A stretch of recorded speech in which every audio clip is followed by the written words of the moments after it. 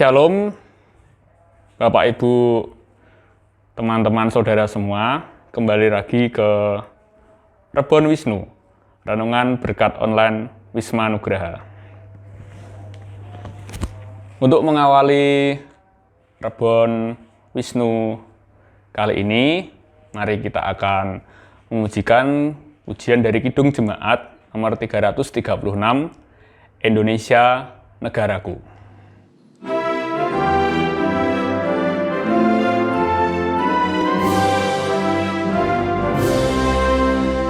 Indonesia negaraku, Tuhan yang memberikannya.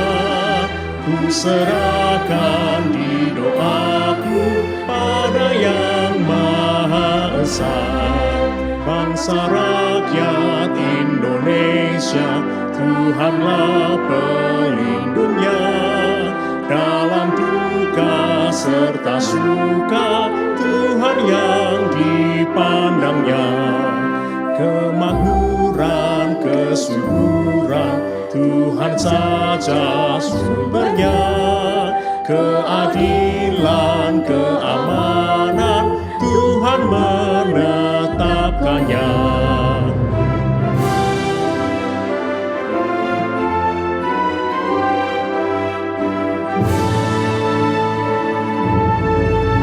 Dirgahayu Indonesia, bangsa serta alamnya, kini dan sepanjang masa, selalu Tuhan sertanya.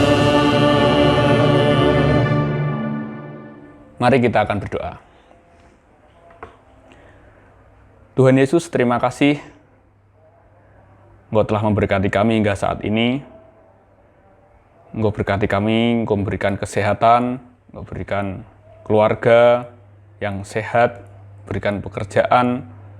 Engkau juga berkati saudara-saudara kami yang saat ini sakit, yang saat ini tidak mempunyai pekerjaan karena terdampak COVID-19. Ya Tuhan, kami mohon Engkau yang akan menyelesaikan pandemi di dunia, terkhusus di Indonesia. Ya Tuhan, sebentar lagi kami akan membaca dan merenungkan firman-Mu. Biarlah firman-Mu benar-benar dapat kami kerjakan sesuai dengan kehendak-Mu. Ya Yesus, berkati hamba-Mu yang menyampaikan dan berkati hamba-Mu, anak-anak-Mu yang mendengarkan. Biarlah Engkau yang selalu menyertai dalam renungan dan menyertai dalam kehidupan kami sehari-hari. Terima kasih Tuhan Yesus, dalam satu nama yang berkuasa, nama Tuhan Yesus Kristus, kami sudah berdoa dan mengucap syukur. Haleluya, amin. Mari kita akan baca Alkitab kita di dalam Kisah Para Rasul 27, ayat 1 sampai yang ke-8. Paulus berlayar ke Roma.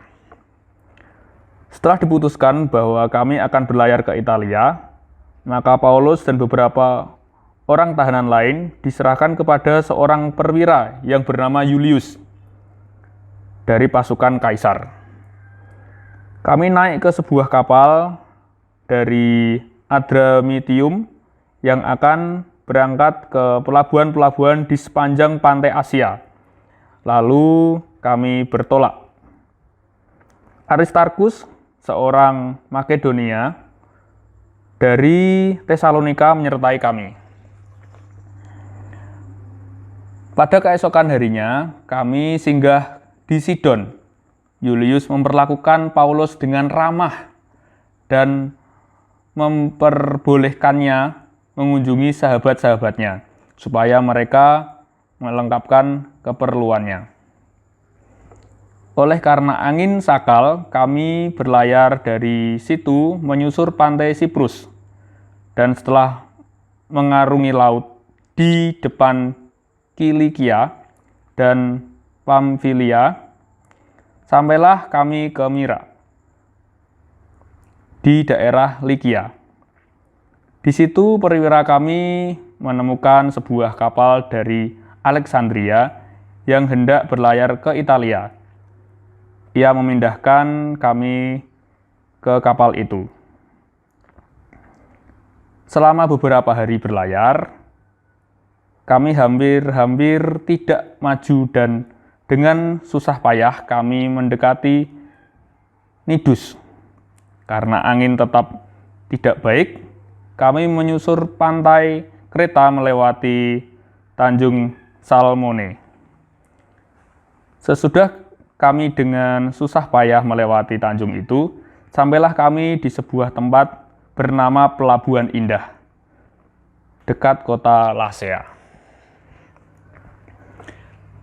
Bapak, Ibu, Saudara, dan teman-teman semua, bulan ini adalah bulan kebangsaan karena besok tanggal 17 Agustus kita akan memperingati Hari Kemerdekaan Republik Indonesia. Dalam Kamus Besar Bahasa Indonesia, merdeka berarti bebas, leluasa, tidak terkekang. Dari bacaan kita kali ini, kita diperlihatkan tentang kebaikan hati seorang perwira Julius yang ramah, yang rendah hati, mau mengantarkan Paulus menuju ke pelabuhan-pelabuhan. Kita tahu seorang perwira, seorang yang gagah berani, seorang yang keren, seorang yang punya jabatan tinggi, tapi perwira Julius mau untuk merendahkan hatinya, untuk memerdekakan hatinya, untuk mengantarkan Paulus dengan ramah. Beberapa hari yang lalu, kita melihat, kita merasakan, kita mempunyai sejarah baru untuk bulu tangkis ganda putri Indonesia yang mendapatkan medali emas di ajang Olimpiade Tokyo. Grecia Poli adalah seorang pebulu tangkis putri Indonesia yang sudah senior, usianya 34 tahun. Dan Apriani Rahayu, seorang pebulu tangkis putri Indonesia yang punya selisih usia 11 tahun dari Grecia Poli.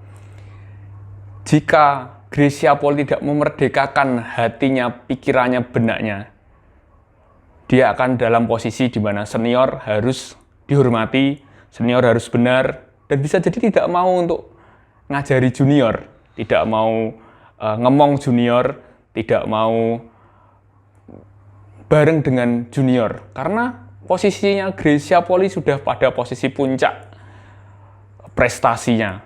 Sudah main di Olimpiade beberapa kali, SEA Games, Asian Games, dan Apriani Rahayu baru pertama kali main di Olimpiade. Dengan kerendahan hatinya, dengan keramahannya, Grecia Poli mau ngomong, memerdekakan hatinya untuk tidak tinggi hati, untuk tidak memposisikan dirinya sebagai senior, tapi mau untuk ngerangkul, untuk ngomong si Apriani Rahayu. Alhasil, lagu Indonesia Raya dikumandangkan di Tokyo dan sangat membanggakan sekali. Saya yakin Bapak, Ibu, Saudara, teman-teman yang nonton permainan ganda putri Indonesia ini di final Olimpiade kemarin, ketika bendera Indonesia naik dan lagu Indonesia Raya dikumandangkan, yang ikut nyanyi pasti nggak keluar suaranya, yang keluar air matanya. Seperti itu ya Bapak, Ibu, Saudara, teman-teman ya. Nah, dari dua contoh kita di Rebon kali ini, kita punya dua contoh yang memerdekakan hati, benak, dan pikirannya. Perwira Julius yang up, sangat di atas seorang perwira, mau mengantarkan tahanannya, bahkan dengan ramah. Apriani yang sudah up di atas, mau untuk ngemong adiknya, yang kacek 11 tahun, main di badminton, dan memenangkan Olimpiade. Nah, sekarang kita Bapak, Ibu, Saudara, di dalam keluarga, apakah kita benar-benar dapat melaksanakan, dapat melakukan kemerdekaan yang ada pada diri kita? Apakah menjadi seorang suami kita langsung di atas terus hanya mau dilayani? Sebagai seorang istri, apakah tidak terima dengan suaminya? Menjadi seorang anak, apakah tidak mau untuk bersih-bersih rumah? Apakah itu yang dinamakan merdeka, Bapak Ibu Saudara? Di dalam pekerjaan, di dalam sekitar kita, apakah kita hanya mau dimengerti, hanya mau untuk yo pokoknya aku ngene, orangnya yo wis. Atau kita mau, oh ya, saya juga harus menghormati keputusanmu, misalnya seperti itu. Menghormati perilakumu, menghormati sifatmu yang seperti itu.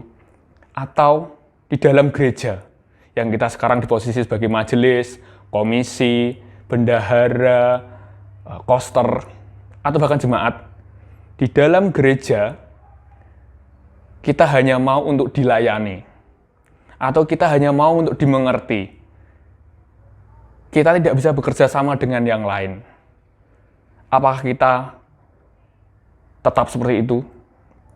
Atau memerdekakan hati pikiran kita, benak kita, untuk tidak tinggi hati, untuk tidak egois, untuk tidak otoriter, tapi mau bekerja sama dan memerdekakan diri kita, memerdekakan hati kita, perasaan kita, untuk mau merendahkan hati kita, untuk sesama kita, untuk gereja kita, untuk keluarga kita.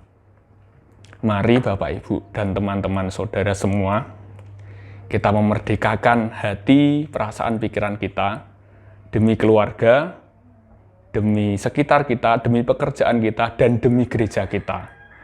Supaya kasih, kemuliaan, dan kedamaian dari Tuhan Yesus Kristus menyertai kita semua. Amin.